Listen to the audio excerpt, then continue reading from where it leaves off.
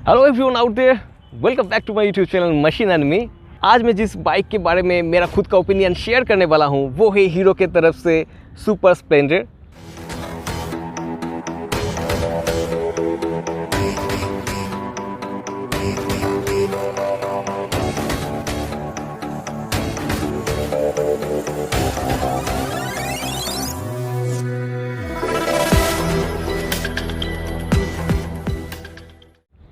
Video में further आगे बढ़ने से पहले मैं रुद्र हीरो वर्धमान को थैंक्स जनाना चाहता हूँ इस बाइक को रिव्यू पर्पस में मुझे देने के लिए। मैं डिस्क्रिप्शन बॉक्स में उन लोगों का सारे कांटेक्ट दे दूंगा। अगर कोई भी प्रोडक्ट रिलेटेड इंक्वायरीज होगा तो आप बेझिझक उन लोगों से बात कर सकते हो। डायमंड टाइप फ्रेम के ऊपर बेस करके इस बाइक का एक शोरूम प्राइस मेरा होम टाउन वर्धमान में शुरू होता है 78,900 से, जो कि टॉप वेरिएंट जो है इसका उसमें जाके इसका प्राइस होता है 82,900 रुपीज़। 5 स्पीड ट्रांसमिशन वाला इस बाइक का जो लुक्स है वो बहुत ही फ्लॉलेस एक डिज़ाइन लैंग्वेज को फॉलो करता है, एक कॉन्जर्वेटिव इसका लुक्स है। पर इसका जो लुक्स है ये लुक्स हर किसी एज का राइडर के लिए एकदम सही है। मतलब उम्र जितना भी हो आपका कोई दिक्कत नहीं होगा, इस बाइक को कोई भी उम्र का राइडर आराम से लेके जा सकता है। तो इस बाइक का जो ओवरऑल लेंथ है वो है 2051 मिलीमीटर और इसका जो व्हील बेस है वो है 1273 मिलीमीटर और इसका सीट हाइट है 798 मिलीमीटर। जो डिस्क वाला वेरिएंट है उसका कर्व वेट है 123 kg और जो ड्रम वाला वेरिएंट है उसका वेट है 122 kg। तो ये कुछ आंकड़े हैं इस बाइक के बारे में। ये बाइक वैसे तो मार्केट में बहुत दिन से है, फिर भी हीरो इसका लुक्स को अपीलिंग करने के लिए बहुत सारा काम किया है यहाँ पे। जैसे कि यहाँ पे एक क्रोम का फिनिश दिया है, यहाँ पे जो बैजिंग है वो भी क्रोम का है, यहाँ पे क्रोम का इस्तेमाल किया गया है और यहाँ पे भी हीरो बैजिंग है क्रोम का। मतलब बहुत दिनों से ये बाइक मार्केट में रहने के बावजूद इसका लुक्स अभी भी कुछ हद तक रिफ्रेश है। अगर इसका हेडलाइट यूनिट की बात किया जाए तो इसका हेडलाइट यूनिट है हैलोजन बल्ब का, उसके साथ इसका टर्निंग जो इंडिकेटर है वो भी हैलोजन का है। इसका रियर का जो टर्निंग इंडिकेटर है, जो टेल लैंप है, ये दोनों ही हैलोजन बल्ब का है। फिर भी ये उतना भी ख़राब नहीं दिख रहा है। अगर मैं फ्रंट सस्पेंशन की बात करूँ तो ये फ्रंट सस्पेंशन 30 मिलीमीटर ट्रैवल वाला है। रियर का जो सस्पेंशन है वो 5 स्टेप एडजस्टेबल है और हाइड्रोलिक शॉक एब्जॉर्ब वाला है। इसका जो फ्रंट का टायर है वो है 80/100 सेक्शन का और इसका डायमीटर है 18 इंच और ट्यूबलेस है। और इसका जो रियर का जो टायर है वो है 100/80 सेक्शन का और ये भी 18 इंच का ट्यूबलेस टायर है। इसका अगर ब्रेक की बात किया जाए तो इसका फ्रंट में 240 मिलीमीटर का डिस्क है। रियर की बात किया जाए तो रियर में 130 मिलीमीटर का डिस्क है। ये दोनों कॉम्बी ब्रेकिंग सिस्टम वाला है। अगर सीट के बारे में बात किया जाए तो ये सीट बहुत बड़ा है, राइडर पिलियन दोनों के लिए सफिशिएंट स्पेस है। यहाँ पे यहाँ का जो पैडिंग है वो भी बहुत कंफर्टेबल लग रहा है। अब चलाने के टाइम में देखा जाएगा इतना कितना सपोर्टिव है ये। तो अगर फ्यूल टैंक की बात किया जाए तो ये 10 लीटर वाला एक फ्यूल टैंक है। अब चले जाते हैं इंजन के बारे में। ये जो इंजन है वो same engine air cool 4 stroke 124.7 CC का फ्यूल इंजेक्टेड वाला इंजन है जो 7500 आरपीएम पे 10.7 bhp का मैक्सिमम पावर प्रोड्यूस करता है और 6000 आरपीएम पे 10.6 न्यूटन मीटर टॉर्क प्रोड्यूस करता है। अगर इसका ग्राउंड क्लियरेंस की बात करें तो ये ग्राउंड क्लियरेंस है 180 मिलीमीटर। अब बात करते हैं इसका स्विच गियर को लेके। तो यहाँ पे जो है एक पास स्विच है, यहाँ पे अपर बीम लोअर बीम का स्विच है, ये टर्निंग इंडिकेटर है, ये हॉर्न है। सही है पर थोड़ा सा प्लास्टिक का क्वालिटी मुझे उतना खास नहीं लगा। और अगर यहाँ पे आया जाए तो ये हीरो का i3 वाला टेक्निक है। तो i3 इसके बारे में आप सभी को पता होगा। एक सर्टेन टेम्परेचर जब ये बाइक अटेंड करेगा तब आप ट्रैफिक में फंसे रहोगे तो क्लच को अगर दबा के रखोगे तो गाड़ी ऑटोमेटिकली ऑफ हो जाएगा और फिर जब आप क्लच को पकड़ के जब एक्सेलरेशन दोगे तो गाड़ी ऑटोमेटिक स्टार्ट हो जाएगा, जो एक बहुत ही बढ़िया फीचर है फ्यूल सेविंग के लिए। तो वो है और ये है इंजन स्टार्ट का स्विच। अगर डिस्प्ले के बारे में बात किया जाए तो ये partly analog partly digital display है। यहाँ पे कुछ बेसिक सा लाइट है, मतलब इंफॉर्मेशन देने के लिए न्यूट्रल में है क्या गाड़ी नहीं है। हीरो का एक बैजिंग है, हेल्थ के लिए है। और यहाँ पे स्पीडोमीटर जो है वो एनालॉग है और यहाँ पे एक डिजिटल डिस्प्ले है। डिजिटल डिस्प्ले में आपको कुछ इन्फॉर्मेशन मिल जाएगा, जैसे कि ओडोमीटर मिल जाएगा, ट्रिप मीटर मिल जाएगा, टाइम मिल जाएगा, फ्यूल के बारे में आपको इन्फॉर्मेशन पता चल जाएगा। तो ये बेसिक सा लेआउट है पर एक नॉर्मल कंडीशन में जो बाइक चलाने के लिए जो जो इन्फॉर्मेशन हम लोगों को चाहिए वो सभी इन्फॉर्मेशन यहाँ पे आप लोगों को मिल जाएगा। इस गाड़ी का कुछ खासियत है, जैसे कि इसमें ऑटो सेल टेक्नोलॉजी है, साइड स्टैंड का काट of way, integrated USB charger है। तो ये बाइक के बारे में कुछ इन्फॉर्मेशन है। तो इस गाड़ी का सीट हाइट है 798 मिलीमीटर, मेरा हाइट है 5 फीट 7 इंच और मेरा 2 पैर सही से नीचे तक पहुंच रहा है। मतलब मेरा टाइप का जो शॉर्टर राइडर होगा उन लोगों को इस बाइक चलाने में कोई दिक्कत नहीं होगा। इसका राइडिंग पोस्चर भी बहुत बढ़िया है, हैंडल बार थोड़ा सा मेरे ओर आ रहा है, अपराइट राइडिंग पोस्चर है। ये जो क्लच का जो यूनिट है एकदम सीधे नीचे तक है, मतलब एक अपराइट राइडिंग पोस्चर आपको मिलेगा।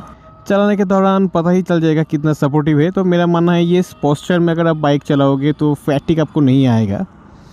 चलिए पेपर वाले बात अभी बहुत हो गए, आप इस बाइक को चला के देखते हैं एक्चुअल रोड कंडीशन में कैसा फील करता है।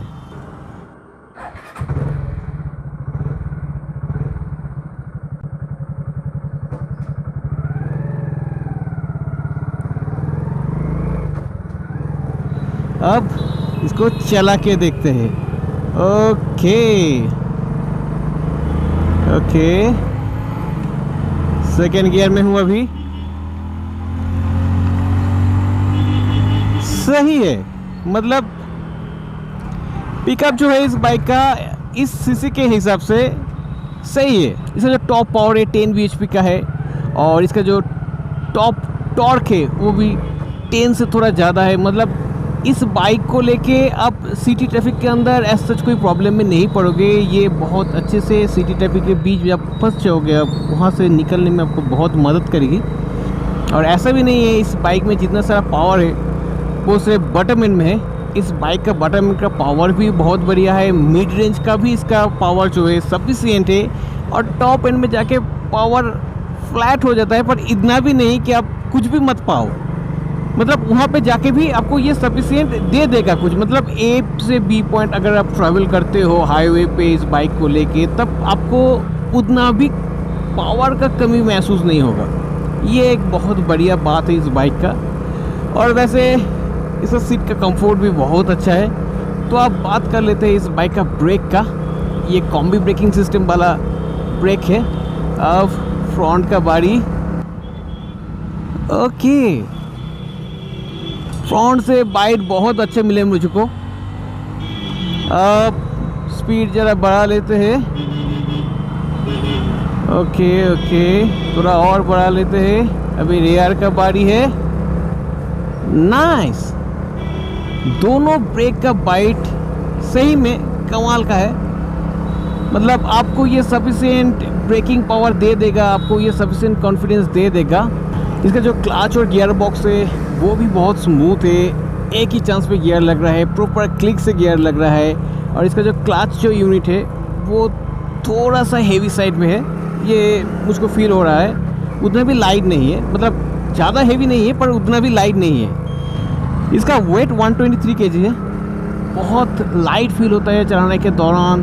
अब सिटी के अंदर चलाओगे तो इधर उधर बाइक को लेके जाने से कोई दिक्कत नहीं होगा। हाईवे पे जब आप जाओगे इसका स्टेबिलिटी भी बहुत बढ़िया है। सो हैंडल के डिपार्टमेंट में भी ये बाइक सही से बहुत बढ़िया काम कर रहा है। अब बात कर लेते हैं इसका माइलेज का। तो इस बाइक को जब लेने के लिए मैंने शोरूम गया था तब वहाँ पे 2 ओनर इस बाइक का वहाँ पर था, उन लोगों के साथ मेरा बातचीत हुई।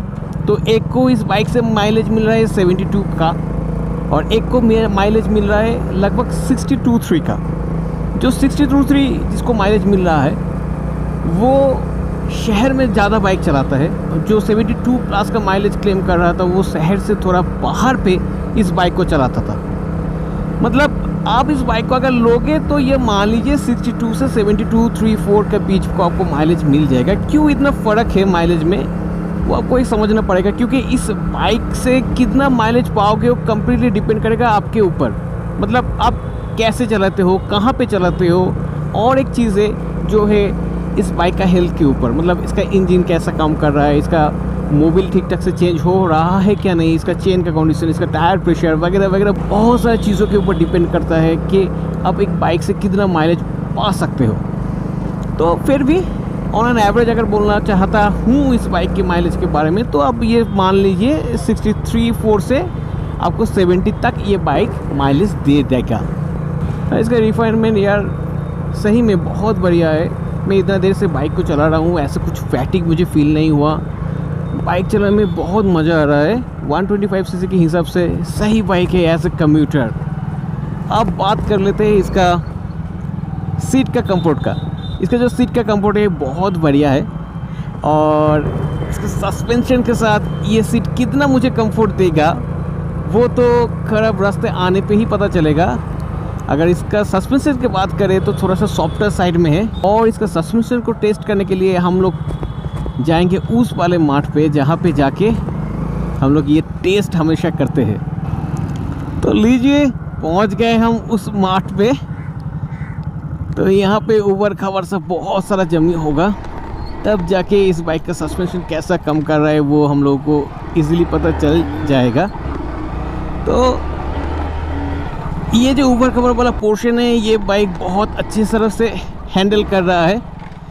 मतलब कोई झटके नीचे से उसको ऊपर तक नहीं आ रहा है। मतलब कंफर्ट के बारे में ये बाइक सही में कमाल का है, क्योंकि इस तरह का खराब पैच जब ये बाइक हैंडल कर लेगा तो आपको ये मानना पड़ेगा इस बाइक का जो कंफर्ट है वो बहुत ही बढ़िया है। मतलब जैसे भी रास्ते पे आप इसको लेके जाओ ये आपको कंफर्ट दे देगा। सही है, सही है। अब इस बाइक को चलाने के बाद इस बाइक के बारे में मेरा खुद का मानना आप लोगों के साथ शेयर करने का टाइम आ गया है।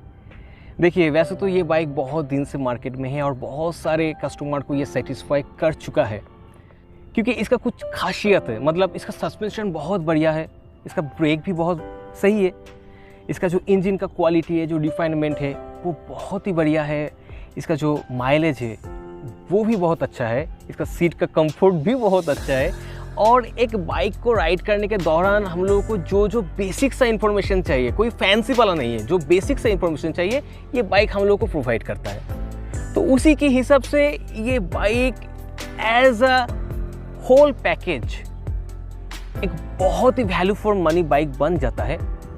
अगर मैं मार्केट में और दूसरा 125 सीसी के साथ इसका कंपेयर करूं तो मैं ऐसे बहुत लोगों को जानता हूं जो थोड़ा सा एजेड है, और जो मतलब ये सोच लीजिए टीवीएस का जो राइडर है, जो बजाज का पल्सर सीरीज़ का जो 125 सीसी का इंजन वाला बाइक है, एग्रेसिव लुक्स के लिए और उसका जो पावर जो है वो बहुत ही इसके हिसाब से थोड़ा सा ज़्यादा है, उसी के हिसाब से वो लोग उसको पसंद नहीं करते।